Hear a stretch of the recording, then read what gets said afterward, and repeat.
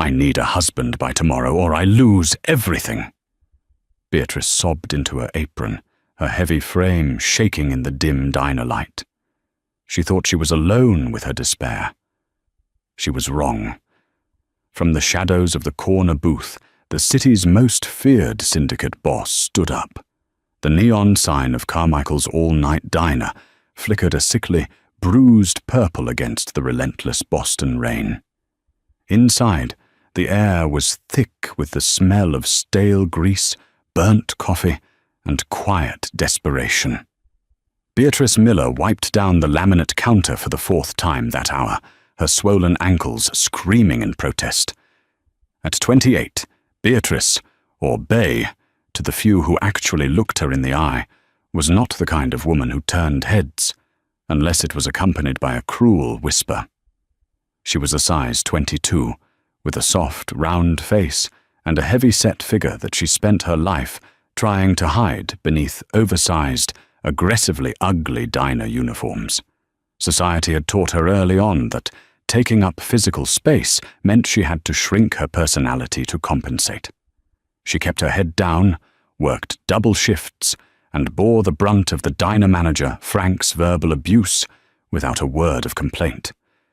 She didn't have the luxury of pride. She had Lily. Lily was her late sister's 6-year-old daughter. Since her sister's tragic overdose 2 years ago, Bea had been Lily's entire world. But love, in the eyes of the state of Illinois family court, didn't pay for pediatric asthma medication, nor did it satisfy the rigid requirements of a stable household. The diner phone on the wall behind the register rang, its harsh trill cutting through the hum of the refrigerators. Bea wiped her hands on her stained apron and picked it up. "Carmichael's. Bea speaking." "Bea, it's Gregory." The voice of Gregory Hirsch, her overworked, underpaid public defender, made her stomach drop to her worn-out sneakers. "Gregory, it's past midnight. What's wrong? The hearing isn't until next month." "There's been a massive complication," Gregory sighed, the exhaustion clear in his voice. Lily's biological father, Richard, filed an emergency petition for custody this afternoon. He just married that heiress, Cynthia Davenport. They suddenly look like the picture-perfect wealthy family. "Richard!" Bea gasped, clutching the plastic receiver so hard her knuckles turned white. "Richard broke my sister's jaw. He's a monster, Gregory. He doesn't want Lily. He just wants the monthly state stipend and to spite my family." "I know, Bea. I know," Gregory said gently. "But Judge Pendleton is presiding. He's notoriously old school and heavily biased toward wealthy, 2-parent households. He moved the hearing up to tomorrow morning at 9 a.m. Bea's breath hitched. The diner spun around her. "Tomorrow? But I don't make enough on paper. I live in a 1-bedroom apartment." "Richard's lawyer is going to tear you apart, Bea.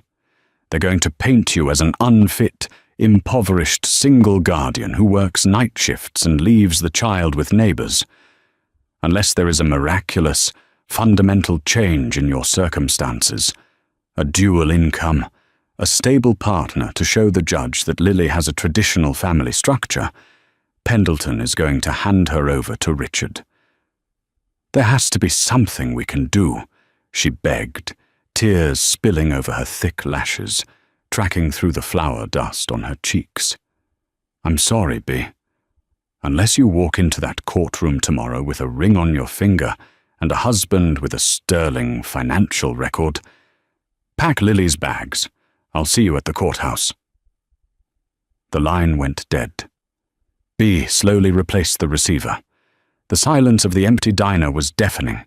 The sheer, insurmountable cliff of her reality crushed her chest. She had 12 hours.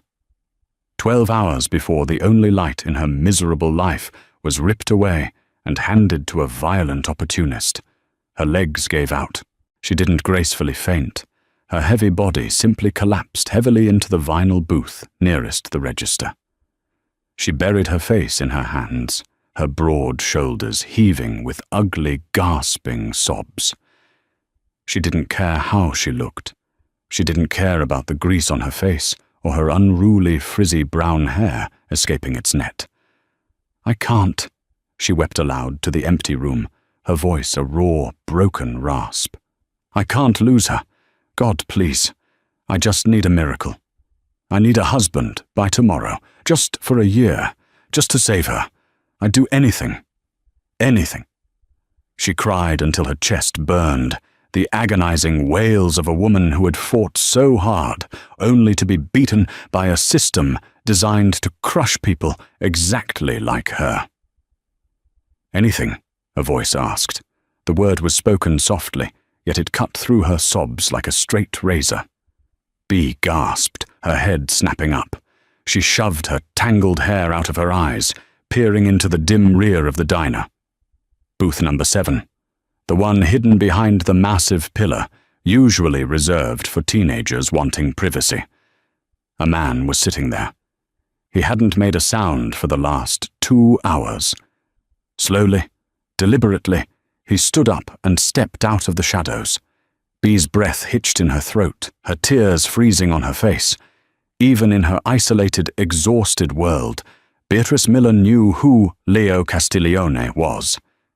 Everyone in Boston knew. You didn't read the papers without seeing his name linked to union takeovers, real estate monopolies, and whispered, bloody turf wars.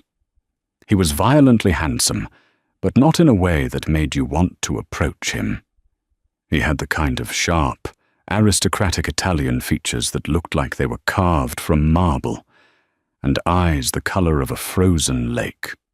He wore a bespoke, charcoal grey suit that probably cost more than Bea's life insurance policy. He was tall, broad-shouldered, and radiated an aura of absolute, terrifying control. He looked at her. He didn't look at her with the usual mixture of pity and disgust that men reserved for a fat, crying waitress. His gaze was clinical, calculating. "You need a husband by tomorrow morning," Leo Castiglione repeated, his voice a low, resonant baritone. "And you said you would do anything." Bea scrambled backward in the booth, her heart hammering wildly against her ribs.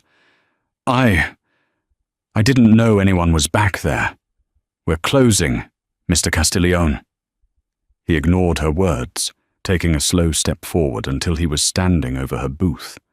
The scent of sandalwood, expensive tobacco, and something uniquely dangerous drifted over her.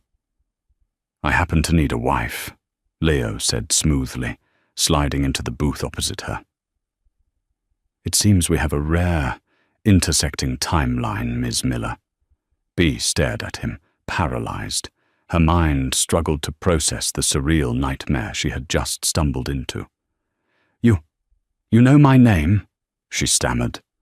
"I know many things," Leo replied, resting his large hands flat on the cracked table. She noticed a faint, white scar crossing the knuckles of his right hand. "I know you work 60 hours a week. I know you order the cheap insulin for your diabetic cat, so you can afford your niece's asthma inhalers. And I know Judge Arthur Pendleton is a corrupt, sanctimonious fool who responds only to wealth and power. Are you having me followed?" Bea whispered, her protective instincts flaring even through her terror. "Don't flatter yourself," Leo said bluntly, though his tone wasn't cruel. "I own the building you live in. I own this diner. My men do thorough background checks on all employees and tenants. You are remarkably, profoundly boring, Beatrice. You have no criminal record, no secret debts, no hidden vices. You are invisible to the world."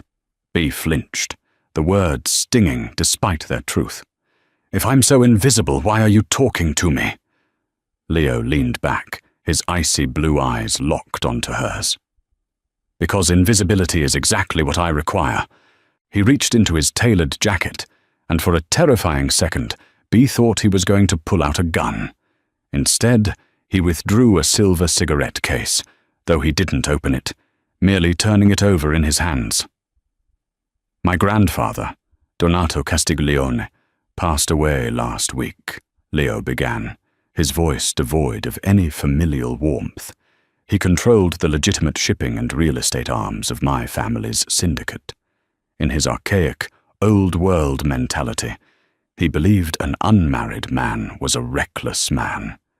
His will contains an ironclad stipulation.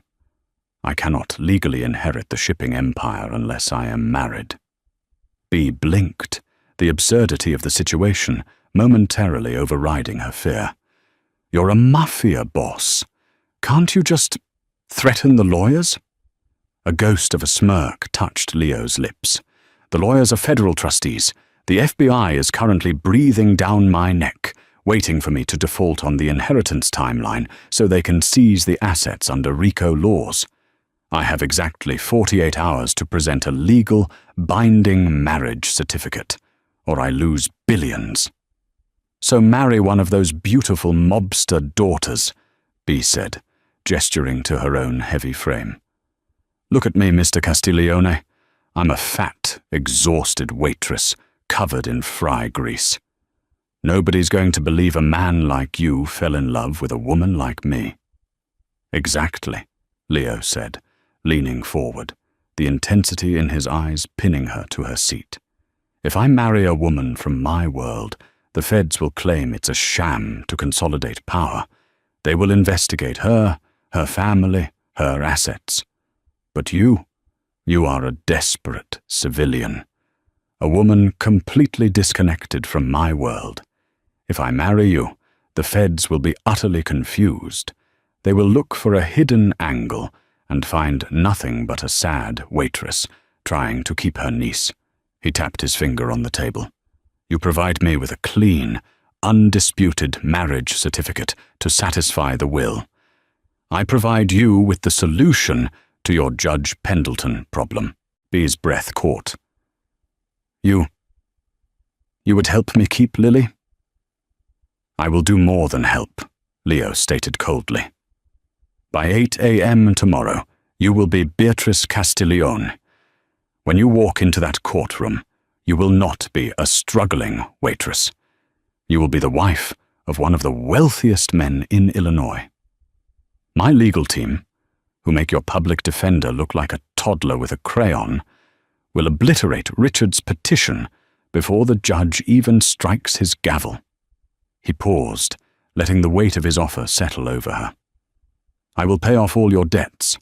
I will establish a multi-million-dollar trust fund for your niece. You and the child will move into my estate, where you will be guarded and provided for. In exchange, you will act the part of a devoted, quiet wife in public for exactly 2 years. After that, we divorce quietly, and you walk away a very wealthy, independent woman. B's mind raced. It was a deal with the devil. He was a criminal, a man who ordered hits and broke lives. But the memory of Richard's fist, the terrifying thought of Lily crying out for her in a strange house, eclipsed her morality. What about behind closed doors? B asked, her voice trembling. She wrapped her arms around her stomach, suddenly hyper-aware of her size, of the physical reality of a marriage. What do you expect? From me. Leo's eyes dropped to her defensive posture, reading her insecurities instantly. This is a business transaction, Beatrice. I am purchasing a legal status, not a bedmate. You will have your own wing of the house. I will not touch you. Frankly, I do not have the time nor the inclination for a real marriage. It should have been a relief, but the blunt dismissal stung her fragile ego just a fraction. Still, it was the assurance she needed. 2 years, she verified, her voice barely a whisper. 2 years. You get the child. I get my empire. B looked down at her hands, raw and red from washing dishes. She thought of Lily's sweet laugh. She thought of the absolute certainty in her lawyer's voice that she was going to lose her tomorrow. She looked up, meeting the icy gaze of the most dangerous man in Boston. Okay, B said, her voice finally steady. I'll do it. Leo didn't smile. He simply nodded, standing up and buttoning his suit jacket. Good. Take off the apron. What? Now? I said we need to be married by tomorrow morning, Leo said, checking a heavy gold watch on his wrist. We have to wake up a state judge to sign the special waiver and issue the license. My men are waiting outside. As if on cue, the diner door chimed, and two massive men in dark suits stepped inside, locking the door behind them and pulling down the closed blinds. Bea untied her apron with trembling hands. She was stepping out of the frying pan and directly into the fire. But as Leo Castiglione placed a warm, heavy hand on the small of her back to guide her out into the rainy night, a bizarre foreign thought crossed her mind. For the first time in her life, she wasn't facing the fire alone. The harsh fluorescent lights of the Cook County family court on West Randolph Street buzzed like a swarm of angry hornets. It was 8:45 a.m. Gregory Hirsch, Bea's exhausted public defender, paced the worn linoleum hallway, nervously checking his cheap wristwatch. Inside courtroom 4B, the scene was already set for a slaughter. Richard Harrison sat at the petitioner's table, looking nauseatingly polished in a navy suit. Beside him sat his new wife, Cynthia Davenport, a woman so painfully thin and impeccably blonde, she looked like she was carved from ice. They were flanked by three high-priced corporate lawyers. At the bench sat Judge Arthur Pendleton, a man infamous in Boston for his disdain of the working class, already looking at his watch with visible irritation. "Where is she?" Richard sneered to his lead attorney. "Probably overslept. Typical trash." At exactly 8:59 a.m., the heavy oak doors of the courtroom didn't just open. They were aggressively pushed wide by two men in dark, tailored suits who immediately stepped to the side, scanning the room. The low hum of the courtroom died instantly. Through the doors walked Beatrice, but not the Bea who slung hash browns at Carmichael's. She was still a size 22, her broad hips and full stomach taking up their rightful space, but overnight she had been transformed. She wore a custom-draped, deep emerald silk wrap dress that accented her curves and brought out the rich brown of her eyes. Her normally frizzy hair was blown out into soft, shining waves. She looked terrified, but she looked like old money. And holding her hand, his thumb resting possessively over the massive, flawless 5-carat diamond on her ring finger, was Leo Castiglione. Following closely behind them was Jonathan Kessler, the most feared, ruthless, and expensive family law attorney in the Midwest. Gregory Hirsch's jaw physically dropped as Kessler bypassed the miserable little public defender's desk and guided Bea to the respondent's table. Leo remained standing just behind Bea's chair, a silent, terrifying monolith of power. "What is the meaning of this interruption?" Judge Pendleton barked, though his voice wavered as he recognized the man standing behind the respondent. "Mr. Hirsch, who are these people?" Jonathan Kessler stepped forward, a shark smelling blood in the water. "Your Honor, Jonathan Kessler of Kessler, Roth and Associates, stepping in as lead counsel for the respondent. And I must correct the court record. You are no longer addressing Beatrice Miller. You are addressing my client, Mrs. Beatrice Castiglione." A collective gasp echoed through the room. Richard bolted upright in his chair. "That's a lie! She's a broke waitress! She lives in a slum!"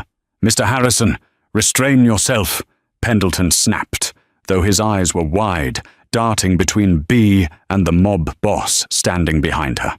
"Mr. Kessler, I demand an explanation.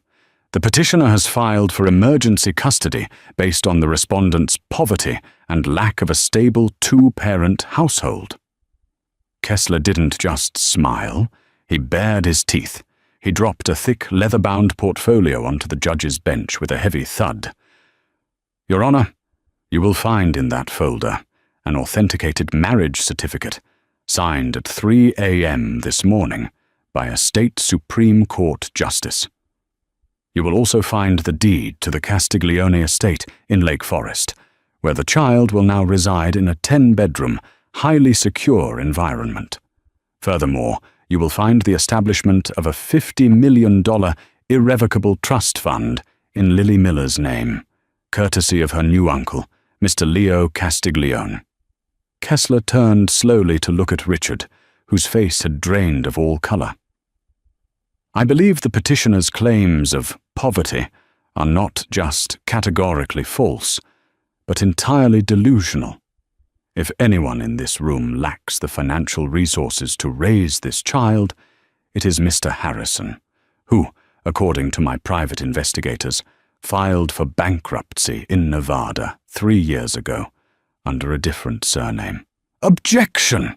Richard's lawyer shrieked, panicking. "Sit down," Judge Pendleton ordered his lawyer, his hands visibly shaking as he flipped through the flawless legal documents. He looked up at Leo. Leo didn't say a word. He merely raised a single dark eyebrow. It was a silent promise of complete destruction if the judge ruled the wrong way. "This is insane!" Richard yelled, slamming his fists on the table. "Look at her! Look at her!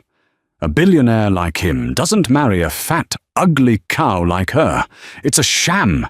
It's a scam to keep my kid." The air in the courtroom dropped 10 degrees.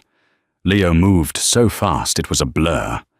Before the bailiff could even reach for his belt, Leo was across the aisle. He didn't yell. He didn't throw a punch. He simply placed one large, scarred hand firmly on the back of Richard's neck and leaned in, his face inches from the terrified man. "Speak to my wife like that again," Leo whispered, his voice a low, gravelly vibration that carried to every corner of the dead silent room, "and I will personally ensure your dental records are the only way they identify what's left of you in the Boston River." "Do you understand me, Richard?" Richard whimpered, a pathetic sound escaping his throat. He nodded frantically. "Mr. Castiglione," Judge Pendleton stammered, terrified to reprimand the syndicate boss. "Please, return to your side." Leo released Richard with a look of pure disgust, pulling a silk handkerchief from his pocket to wipe his hand before returning to Bee's side. He placed a gentle, grounding hand on her shoulder. Bee looked up at him, her heart pounding a frantic rhythm against her ribs. He had defended her. Not just her custody case, but her. Judge Pendleton slammed his gavel down like it was burning his hand. "Petition for change of custody is categorically denied. Custody remains with Mrs. Castiglione. Case dismissed. Get out of my courtroom." Bee burst into tears, burying her face in her hands. It was over. Lily was safe. As they walked out of the courthouse, the rain had stopped. A fleet of black SUVs waited by the curb. Leo opened the door of the lead car for her. "Thank you," Bee whispered, her voice choked with emotion. "You saved us. I'll be the perfect silent wife, I promise. 2 years." Leo paused, his icy eyes searching her tear-stained face. "Let's just get you and the child home, Beatrice." Life at the Castiglione estate in Lake Forest was isolating, terrifying, and profoundly luxurious. Bay and Lily were given the entire West Wing. Lily, oblivious to the Mafia strings attached to her new bedroom, was ecstatic about the indoor pool and the private chef. Bee, however, walked on eggshells. She kept to her agreement, playing the quiet wife during the few public charity galas Leo required her to attend, dodging the confused, judgmental stares of Boston's high society. But behind closed doors, a strange shift began to happen. Leo, the ruthless syndicate boss, was surprisingly gentle with Lily. He bought her a pony. He patiently sat while the 6-year-old explained the complex social hierarchy of her Barbie dolls. And toward Bee, he was observant. He noticed she hated the chef's rich French food. So he quietly fired the chef and hired a woman who cooked hearty, rustic Italian meals. He caught Bea trying to hide her body in oversized cardigans and had a famous designer flown in from Milan to create a wardrobe that celebrated her size rather than concealed it. 3 months into their arrangement, Bea found herself in the massive industrial kitchen at 2 a.m. She couldn't sleep. She was making a simple batch of chocolate chip cookies, clad in a silk robe, humming softly to herself. "You're burning the butter." Bea jumped, dropping her wooden spoon. Leo was leaning against the doorway, wearing only a pair of dark sweatpants, his chest bare and covered in dark, sprawling tattoos and vicious scars. The sight of him, raw, unguarded, and dangerously masculine, made her breath catch. "I couldn't sleep," she stammered, turning back to the stove to hide the flush creeping up her neck. Leo walked into the kitchen, the silence stretching between them. He didn't pour a drink. He didn't leave. He simply stood beside her, watching her stir the dough. "You're shaking," he noted, his voice softer than she had ever heard it. "I'm just waiting for the other shoe to drop, Leo," Bea confessed, the exhaustion of her anxiety finally bubbling over. "I'm waiting for the day you get tired of this game. I'm waiting for the feds to kick down the door. I'm waiting to wake up back in that diner." Leo reached out, his scarred fingers gently wrapping around her wrist, stopping her frantic stirring. He turned her to face him. "The other shoe isn't going to drop, Mia Cara," he said quietly. Before Bea could process the Italian endearment, the jarring, blaring shriek of the estate's perimeter alarm shattered the quiet of the night. Red emergency lights strobed through the kitchen windows. Heavy gunfire echoed from the front gates.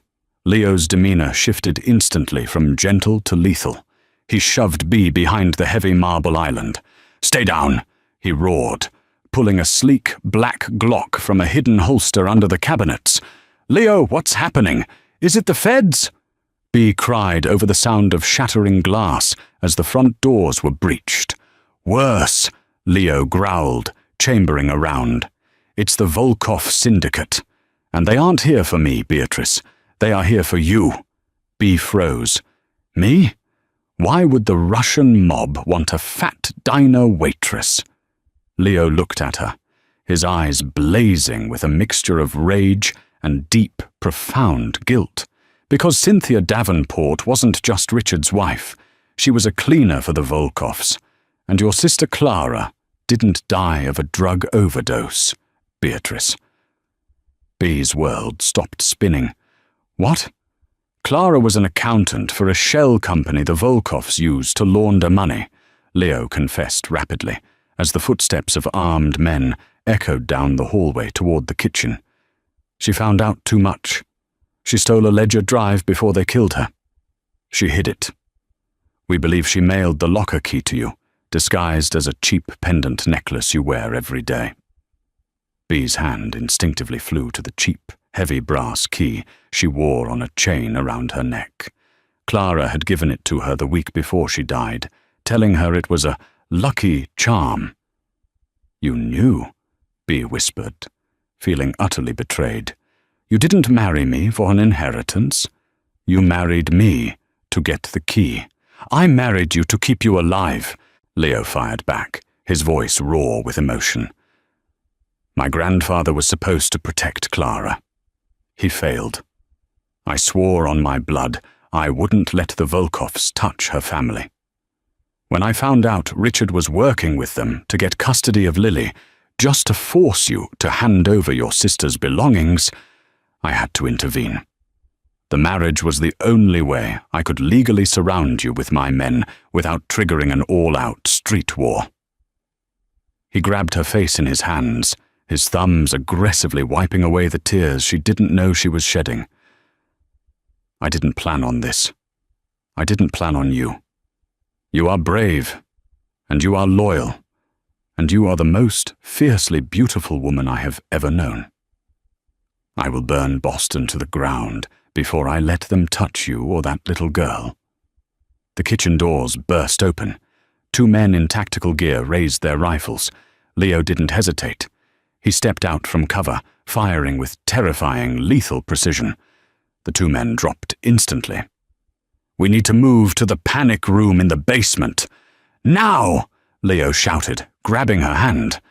For the next 10 minutes, Bee lived in a nightmare of gunfire and blood as Leo violently carved a path through the intruders, fighting with the savagery of a man protecting his own heart.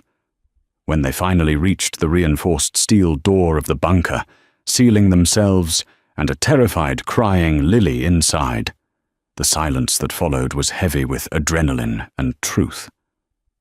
Leo sat on the floor, bleeding from a graze on his shoulder, breathing heavily. Bee rushed to him, tearing a strip from her silk robe to press against the wound. "You're hurt," she sobbed, her hands covered in his blood. Leo looked up at her, ignoring the pain. He reached up, tracing the curve of her cheek, his eyes entirely stripped of the cold mob boss facade. "2 years was a lie, Beatrice," he whispered, pulling her down until her forehead rested against his. "If we survive tonight, I'm never letting you go. You are mine. You have always been mine." Bea closed her eyes, the terrifying, beautiful reality washing over her. She had asked for a husband by tomorrow. She ended up with a protector for a lifetime. Beatrice's life flipped from a desperate diner waitress to a Mafia queen overnight, proving that sometimes the darkest shadows hide our fiercest protectors. What would you do if a dangerous billionaire offered to solve all your problems for a fake marriage? Drop your thoughts in the comments below. If you loved this dramatic Mafia twist, like this video, share it with a friend, and subscribe for more thrilling, true crime and romance stories.